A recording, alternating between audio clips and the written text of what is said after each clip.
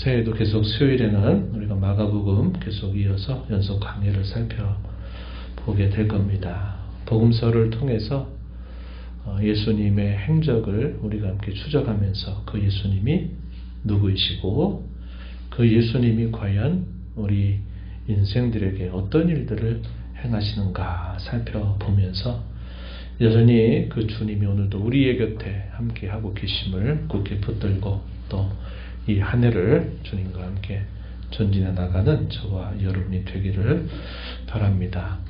우리가 지난번에 살펴봤던 말씀은 예수님께서 가버나움에서 제자들과 함께 있으면서 천국에 관한 여러 비유의 말씀을 가르치시고 예수님께서 제자들을 데리고 이 갈릴리 바다를 건너서 당시에 유대인들이 가기를 꺼려하였던 이 거라사 지방에 찾아가십니다. 그런데 그 찾아가는 과정에서 큰 광풍을 만나면서 배가 파손될 위험을 겪게 되기도 하지만 우리 주님께서 그의 말씀으로 그 거센 풍랑을 잠잠하게 하시고 마침내 그 거라사 땅을 찾아가시죠.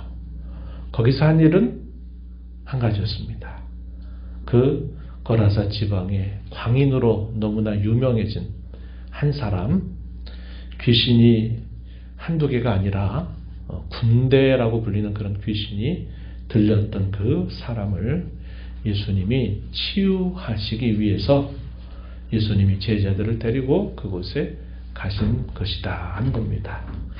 그 하나의 사건을 통해서 예수님에 관한 소문이 거기에 데가볼리 10개의 도시로 이루어져 있는 그 지역 전체에 그 소식이 알려지게 되었고 이 온전해진 사람은 그 예수님이 행하신 그 일의 증인으로서 이제 새로운 삶을 살게 되는 그런 기적이 일어나게 됩니다.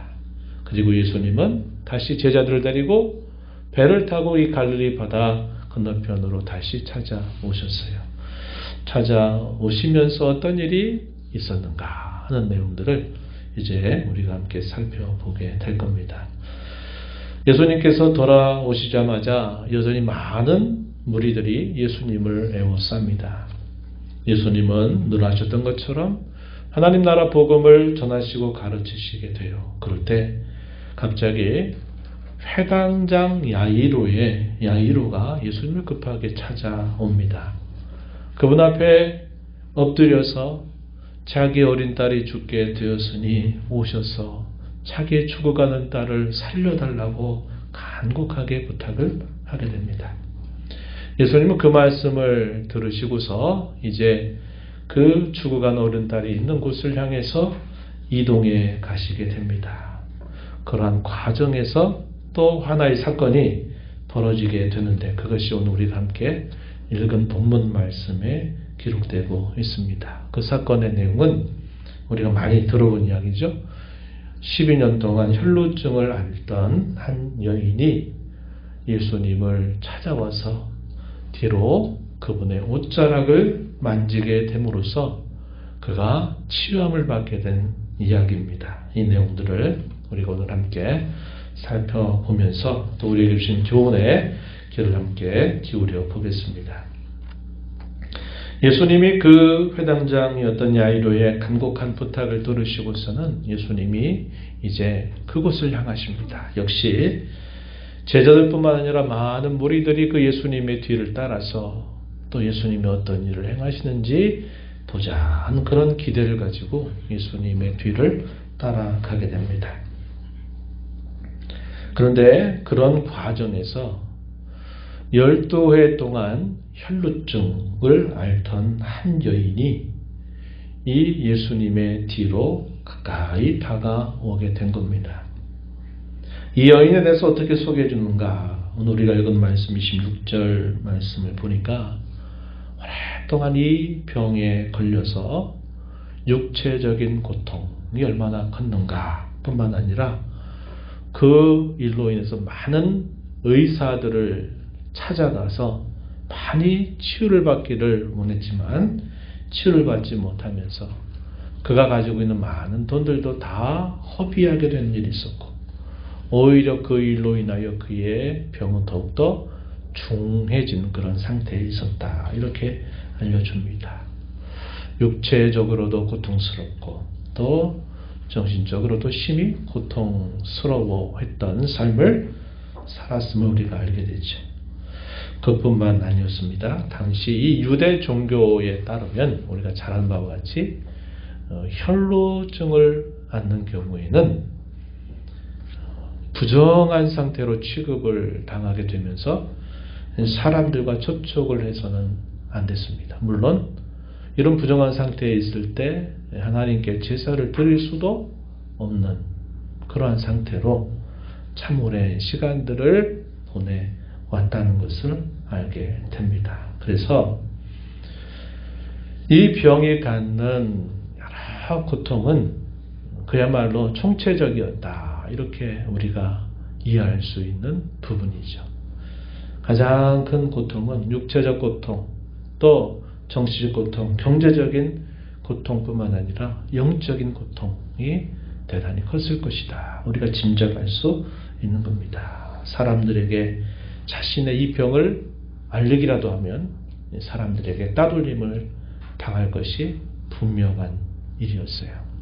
부정한 상태, 이것이 12년 동안이나 계속 되면서 이게 얼마나 그의 영혼을 짓누르는 고통이 되었을까 우리가 짐작해 볼 수 있다 한 것입니다. 레위기 15장에서 이에 대한 율법의 규정이 분명히 있단 말이죠. 그래서 차마 누구에게 말을 할 수도 없는 그러한 고통스러우면서도 수치스러운 그런 질고를 안고 있었던 여인이었다. 이렇게 알려주고 있습니다. 그런데 이 여인에게 복된 소식이 들렸어요. 그건 어떤 소식이냐? 예수님에 대한 소문이었습니다. 그 당시 예수님이 하시는 말씀이라든지 그가 행하시는 모든 일들은 그 지역 전체에 가장 화제거리가 되는 이야기였습니다. 그 예수라고 하는 분이 오늘은 어디에서 뭘 하셨대? 또 어떻게 됐대? 하는 이야기들은 사람의 입에서 귀로 또 입에서 귀로 계속 전파되는 중요한 뉴스거리가 되었다는 겁니다. 그런데 이 여인에게 있어서는 그 예수님에 대한 그 뉴스가 어떻게 들리느냐? 내가 마지막으로 내가 붙들어야만 되는 마지막 남아있는 하나의 지푸라기 같은 생명의 지푸라기와도 같은 그런 소식이었다 하는 거예요. 다른 사람에게는 화제거리죠. 왜? 자기에게는 다른 어떤 삶의 문제가 크게 있지 않으니까 그렇죠. 그러나 이 여인에게 있어서는 자기에게는 절박한 문제였습니다.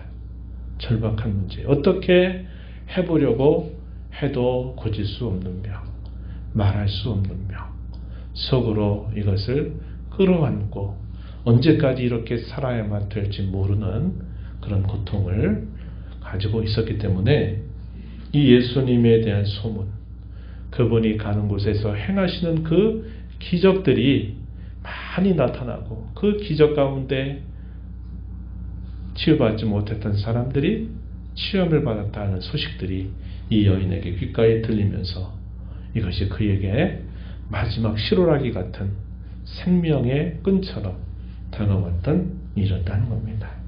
그래서 이 여인은 아주 절박한 그런 심정을 가지고서 예수님이 그곳에 오신 사실들을 확인하고서는 많은 무리들 가운데 한 사람처럼 자기 자신의 신분을 숨기고 그 무리 가운데 함께 하게 된 것입니다.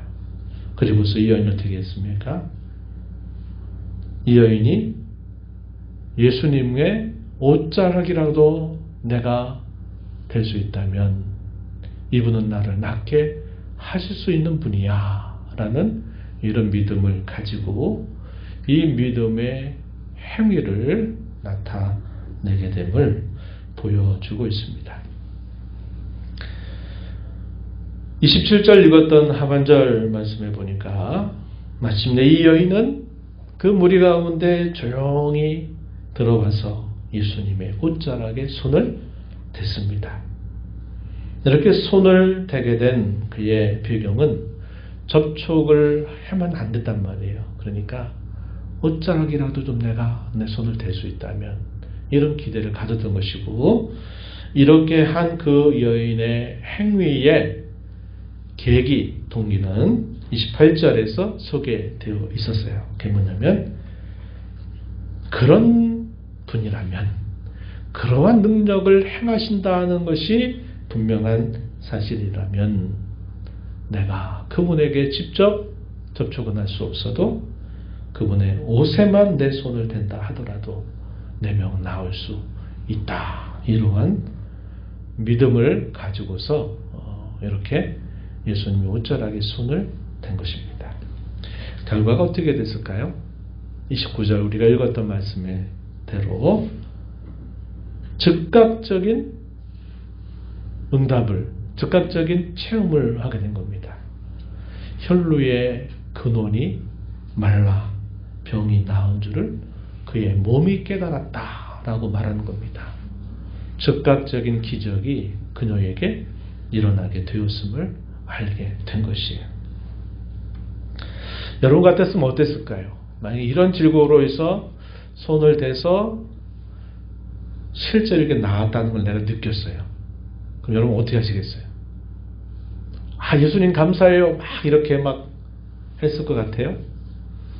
상황을 보면 아마 그러기가 힘들었을 것 같아요. 왜 그럴까요? 대단히 말하기 수치스럽고 부끄러운 그런 일이기 때문에 차마 말씀을 드리지 못했을 거예요. 그리고 조용히 무리 뒤로 조용히 사라지면서 속으로는 그럴 수도 있겠죠. 감사합니다, 예수님. 제가 이렇게 예수님 때문에 나았습니다. 이렇게 했을런지 모르겠어요. 그런데 여기서부터 또 하나의 일이 벌어져요. 그건 뭐냐면 여인이 직접 이런 말을 할 수 없는 상황이 있을 때 예수님께서 먼저 말씀을 꺼내신 일이죠. 어떻게 하십니까?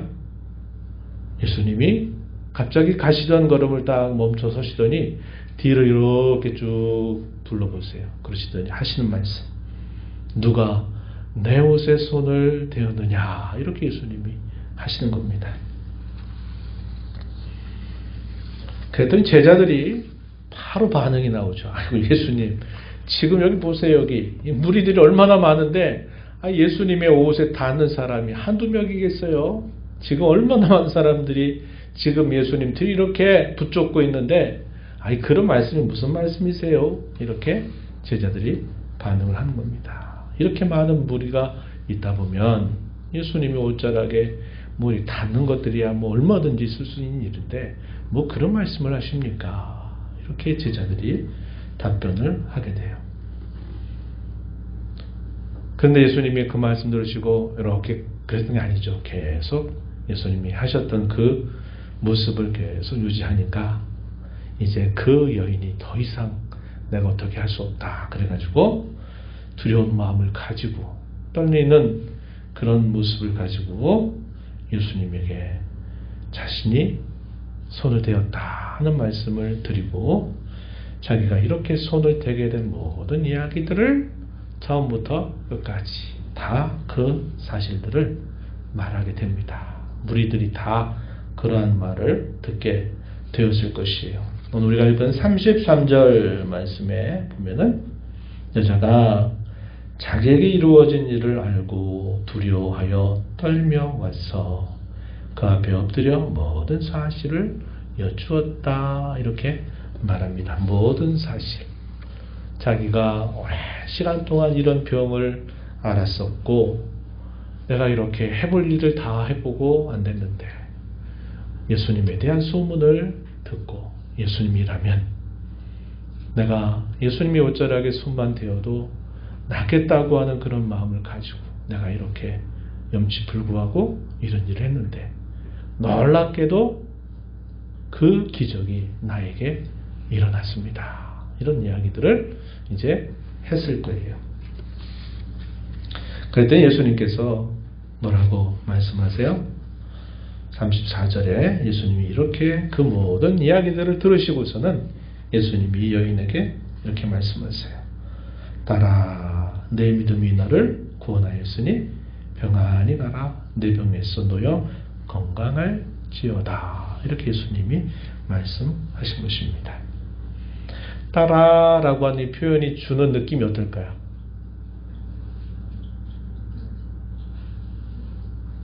굉장히 포근하겠죠. 예수님이 그 여인을 두고 따르게 부른 게 아니라 따라, 이 말은 하나님의 자녀가 된 그 딸처럼 친근히 부르시는 예수님의 부르심이었죠. 따라, 너의 믿음이 너를 구원하였다. 이렇게 말합니다. 그 믿음이 어떤 믿음이었어요? 손만 대어도 나을 수 있겠다라는 그런 믿음이었습니다. 그 믿음을 예수님이 대단히 격려하고 대단히 칭찬하신 말씀이죠. 그 믿음이 너를 구원한 거야. 내가 믿었던 그 믿음이 너를 이렇게 낫게 한 거라고 예수님이 말씀해 주십니다. 그리고서 뭐라고 말씀하세요? 평안히 가라. 이제 내가 건강할 것이다. 이렇게 말씀을 하시고서는 그 여인을 이제 돌려보내시게 된 겁니다. 믿음이 사실 누가 준 선물이죠? 주님께서 주시는 선물입니다. 그런데 그러한 주신 선물임에도 불구하고 그런 믿음을 가지고 있는 것이 작은 믿음처럼 보여도 우리 예수님은 무척이나 기뻐하시고 그 믿음을 대단히 높게 여겨주시고 격려하고 칭찬하시는 주님의 모습을 우리가 보게 된다는 것입니다. 이 이야기는 너무나 유명한 이야기고 잘 알고 있는 이야기예요. 오늘 이 이야기를 통해서 좀 우리가 이제 한번 곱씹어 보려고 하는 겁니다. 이 여인의 행위에 대해서 성경은 왜 기록을 했을까요? 이 사건이 일어나고서 적어도 30년, 40년 이후에 이 복음서가 기록이 됩니다. 마가 요한을 통해서 이 복음서, 이 사건이 기록이 돼요. 근데 이것은 마가만 기록한 게 아니라 다른 사도들도 이것을 기록하고 있는 사실이었어요. 그 의도가 뭘까요? 한 여인이 불치병에 걸렸다가 그 불치병에서부터 예수님을 통해서 나음을 입었다. 이런 정도를 말하려고 예수님이 행하셨던 많은 사건 속에서 이것을 기록했다 보기는 좀 설득력이 별로 없어 보이죠. 이러한 사건을 많은 예수님이 행하신 행적 가운데서 기록하게 된다는 다른 더 깊은 뜻이 있다고 하는 거예요. 그게 뭘까요? 작은 믿음이라도 그 믿음을 가지고 그것을 따라 행하는 그 일이 정말 귀한 일이다 하는 것은 예수님이 이 말씀에 있는 모든 교회와 성도들에게 가르치신다 하는 겁니다. 그래서 이 믿음은 들음을 통해서 그 믿음을 갖게 되고 또 그 믿음은 행함을 통해서 그 믿음의 행위가 드러나게 되고 그걸 통해서 하나님의 은혜를 힘입게 된다고 하는 사실들을 오늘 이 사건은 우리에게 잘 보여주고 있다 한 것입니다. 이 여인은 인생의 절박한 가운데 예수님에 대한 소문을 들었죠. 그 들은 소문을 자기가 붙잡을 수 있는 유일한 희망이다 이렇게 생각을 하고서는 그것을 믿고 행함을 통해서 자신이 얻고자 하는 것을 얻어냈어요. 그렇죠? 그런데 그 얻고자 하는 것뿐만 아니라 그 이상을 그 여인은 얻게 되었습니다. 자기의 인생의 가장 고통스러운 문제를 해결하기 위해서 시작한 그의 믿음의 행위를 통해서 그는 자기가 기대했던 것을 넘어서서 인생 최고의 복인 구원을 받게 되었다 하는 것을 오늘 이 사건은 우리에게 잘 보여주고 있습니다. 당시에 믿는다 말하면서 행함이 없는 많은 사람들을 일깨워주는 그런 교훈이 되겠죠. 오늘 우리에게도 마찬가지일 겁니다. 믿는다라고 말하면서 그 믿음이 행함을 동반하지 않는 믿음이 될 때는 그건 아직은 아니다 하는 사실을 우리에게 경종을 울려주는 교훈이 여기에 담겨 있는 거예요. 야고보서는 우리에게 이 사실을 분명히 가르쳐 줍니다. 우리의 믿음은 행위와 함께 갈 때 그게 살아있는 믿음이고 참된 믿음이다 하는 사실을 우리에게 보여줍니다. 내가 믿노라 하면서 행치 않으면 그 믿음은 죽어있는 믿음, 아무런 효력이 없는 그런 믿음이다 하는 사실을 우리에게 강조하는 거죠. 우리가 이 믿음과 행위, 믿음과 순종이라고 하는 것은 언제나 함께 가야 돼요.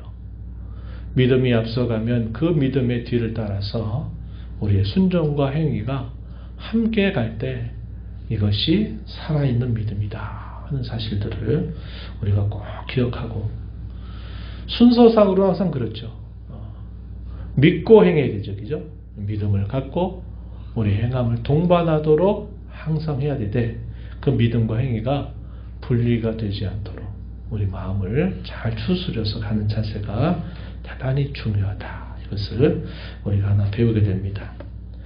또 하나 생각하게 되는 또 하나의 교훈점은 이거예요.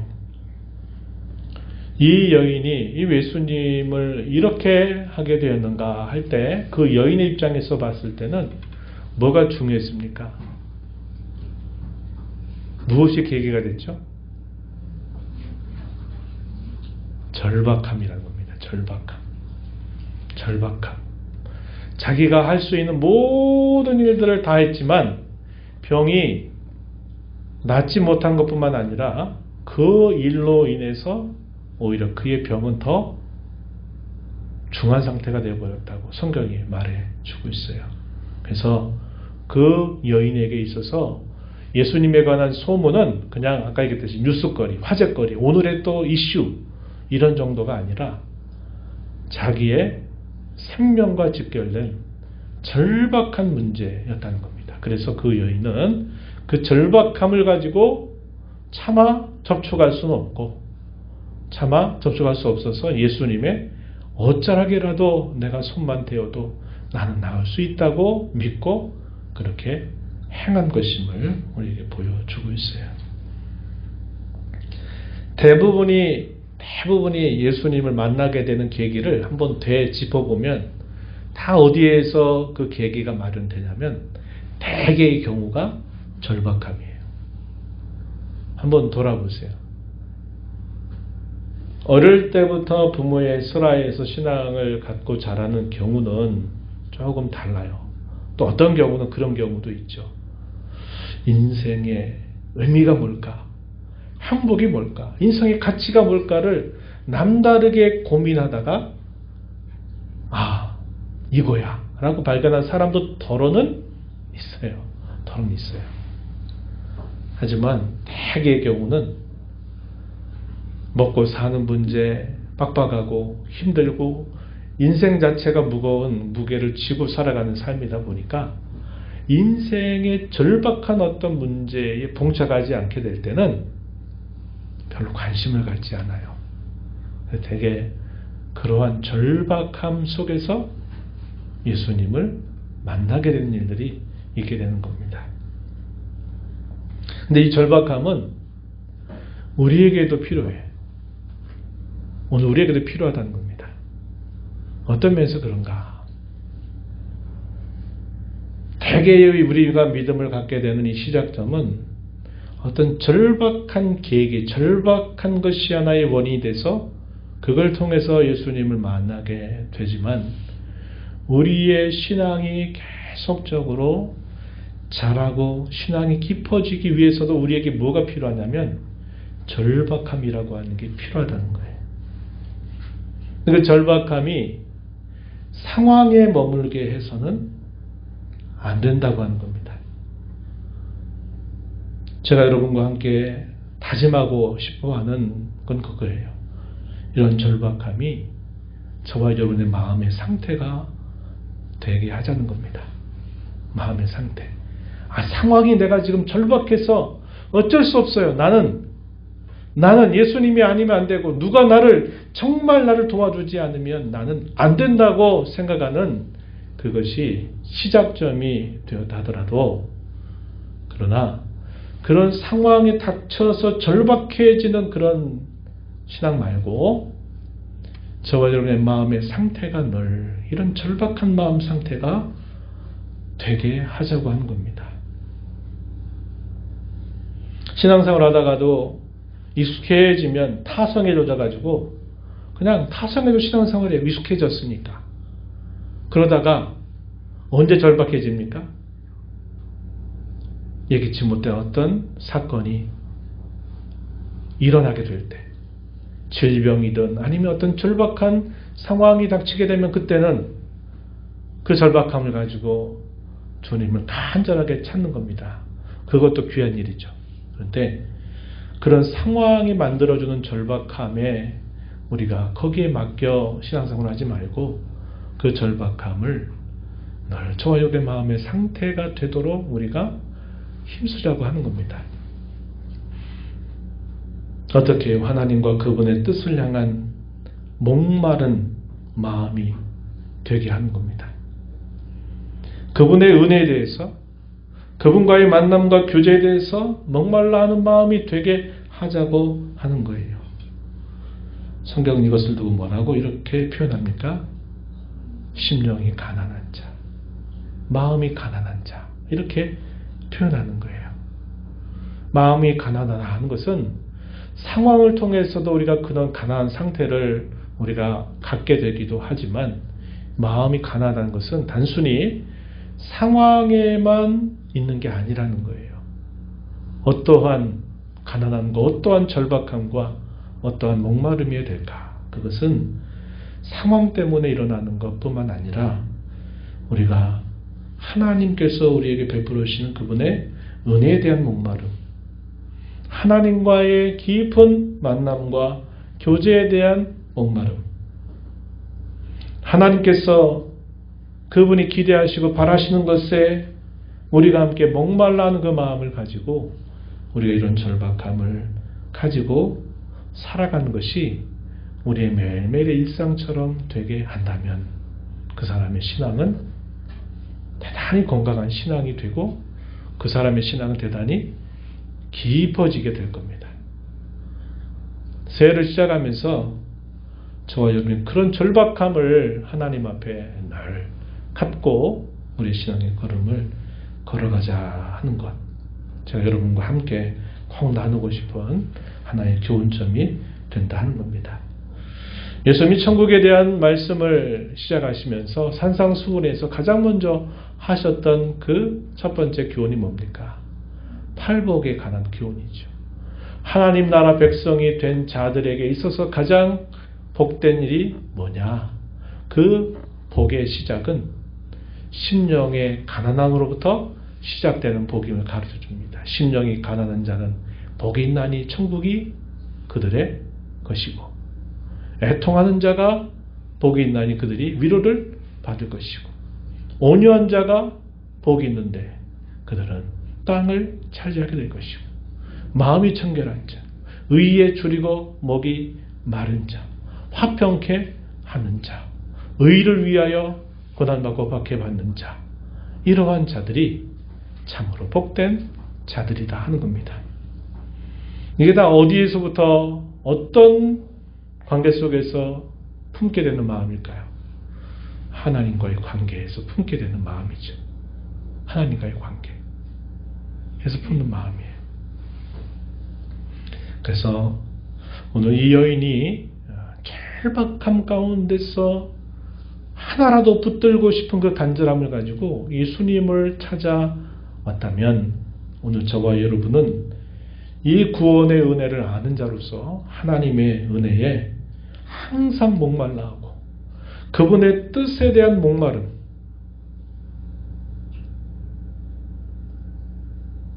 거기에 항상 우리의 그 마음이 되게 하자는 거죠. 우리가 신앙이 깊어지는 것은 이런 거죠. 그분의 마음을 알아들이는 겁니다. 지난번에도 그런 말씀을 나눴습니다만 그분의 마음을 알아들이는 거예요. 이적인 사랑은 뭘까요? 나를 향한 사랑이에요. 예수님이 나에게, 또 누가 나에게, 항상 나에게 집중되어 있는 그런 사랑이죠. 그런데 우리가 하나님에 대한 사랑도 항상 나를 향한 하나님의 사랑만 우리가 품고 살아서는 안 되겠잖아요. 어떤 사랑을 품어야 될까요? 하나님을 향한 사랑이에요. 하나님을 향한 사랑. 그러면 무슨 마음이니까? 내가 살다가 문제가 생겼을 때 하나님께 찾는, 그래서 은혜를 구하는 그런 정도에 머무는 게 아니라 하나님이 기대하시는 그분의 마음과 뜻을 헤아려 생각하면서 사는 거죠. 주님이 우리에게 주신 시간, 주님이 우리에게 주신 모든 계기들, 모든 기회들을 내가 어떻게 하면 그분의 나라를 위해서, 그분의 뜻을 위해서, 그분의 의의를 드러내기 위해서 내가 그렇게 사는가 하는 것에 대해서 늘 돌아보고, 그게 늘 우리에게 부족하잖아요. 그럼 그 부족함에 대한 그런 간절한 마음, 하나님, 주께서 이렇게 살라고 말씀해 주셨는데 내가 며칠 살았던 삶을 되돌아보니까 전혀 그 수준을 제가 잊고 살아버렸네요. 또 제 마음대로 그렇게 살아왔어요. 주님 어찌합니까? 주님 불쌍히 여겨주세요. 주님 이 연약함을 불쌍히 여겨주세요. 이 잘못된 것을 주님 돌이켜주세요. 우리가 이런 기도를 올릴 수 있어야 되지 않겠습니까? 그냥 내가 잘못한 거, 그런 것들만, 내가 범한 죄들만 이렇게 구하는 게 아니라 그분이 우리에게, 나에게 기대하시는 그분의 뜻과 마음을 따라 살지 못했던 그런 연약함과 부족함도 우리가 하나님 앞에 품고 기도해야죠. 그런 절박함이 저와 여러분에게 회복이 되는 한 해가 된다면 이 한 해는 정말 복된 한 해가 되리라고 저는 여러분들에게 장담할 수 있는 겁니다. 그러한 저희 여러분의 삶이 되기를 진심으로 바라는 것이죠. 마지막 한 가지 더 여러분과 나누고 싶은 교훈점, 이것입니다. 이 여인이 예수님을 찾아갔던 목적은 치유받기 위한 것이었습니다. 그죠? 그녀가 가지고 있었던 믿음은 치유를 위한 믿음이었어요. 치유해 줄 수 있다고 하는 믿음을 가지고 있었죠. 그러나 그 믿음 자체가 귀한 것이죠. 하지만 치유에 이르는 믿음이 곧 구원에 이르는 믿음은 아닌 것입니다. 구원에 이르는 믿음은 아니에요. 그 여인이 예수님에 대한 소문을 듣고 예수님에 대해서 얼마나 알겠습니까? 아, 예수님이 어디에서 어떤 일을 했더니 누가 나음을 받았대, 누가 고침을 받았대, 또 이런 일이 있었대 하는 것들을 듣고 그걸 믿은 거예요. 믿은 거예요. 예수님은 너의 믿음이 너를 구원했다 이렇게 칭찬은 하시지만 이 여인이 예수님 앞에 나올 때 가진 그 믿음의 그 양이라고 하는 것은 굉장히 작은 거고, 그런 믿음을 가지고서 구원함을 얻는 믿음이라고 말할 수는 없는 거예요. 구원함에 이르는 믿음을 예수님은 그 여인에게 주시기 위해서 부르신 거예요.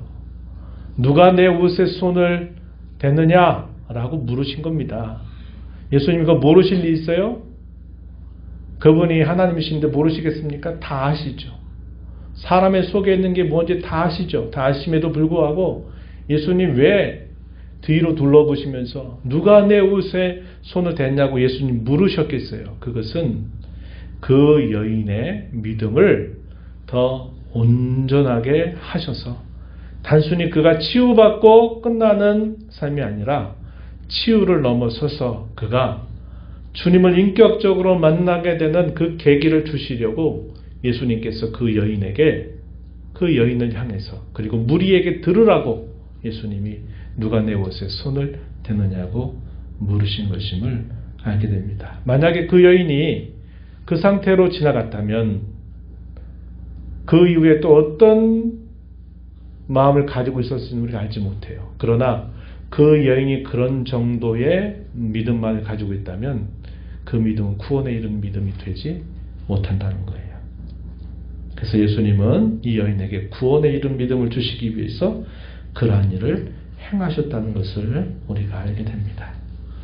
많은 신자들이 이 구원에 이르는 믿음을 갖지 못한 채 그저 도중에 가다가 도중에 하차하는 이들도 적지 않을 거예요. 그리고 구원을 받는 것보다도 뭘 더 귀하게 여기느냐? 자기의 문제 해결이 더 귀한 줄 알고 그렇게 믿음 생활하는 신자들이 적지 않다는 것입니다. 우리의 신앙은 문제 해결을 넘어서야만 합니다. 문제 해결보다 더 중요한 게 뭐예요? 참 구원에 이르는 그런 구원을 그가 소유하고 있어야 되고 주님과 인격적인 관계를 맺고 살아가는 것에 있다는 사실을 우리는 꼭 기억해야 합니다. 그래서 무엇이 더 중요하고 무엇이 부차적인 것인가를 잘 분별해서 무엇보다도 우리가 구원받은 이 사실로 인하여 기뻐하고 주님과 인격적인 관계를 끊임없이 이 믿음을 통해서 유지하고 살아가는 것이 가장 큰 일임을 언제나 기억하고 우리가 이 구원에 이른 믿음에 온전히 서가도록 늘 힘써 나가는 저와 여러분 되기를 바라고 행하나 여기에 이르지 못하고 도중 하차하는 그런 일들이 없도록 우리의 신앙이 퇴보하는 일이 없도록 우리 자신들을 잘 추스려서 주님 잘 섬겨가는 저와 여러분이 되기를 바랍니다. 하나님 아버지 오늘도 저희들을 불러주셔서 12년 동안 혈루증을 앓았던 한 여인 그 여인이 예수님에게 찾아와 행했던 그 일과 예수님이 그 여인에게 해주셨던 더 큰 주님의 은혜를 오늘 이 사건을 통해서 우리가 함께 발견하게 됩니다. 주께서 베풀어 주시는 그 귀한 은혜를 늘 저희가 사모하고 하나님의 은혜에 목말랄 뿐만 아니라 하나님의 뜻에 대한 목마름, 하나님의 나라를 향한 목마름, 그런 목마름을 가지고 늘 하나님 앞에 저희의 마음의 상태가 심령이 가라앉은 자로 주님 앞에 살아가는 복된 한 해가 되도록 저희들을 인도하여 주옵소서. 문제 해결을 위한 신앙의 차원을 넘어서서 구원에 이르는 참 신앙을 가지고 하나님 기쁘시게 드리는 복된 삶을 살게 해 주옵소서. 예수님 이름으로 기도하옵나이다. 아멘.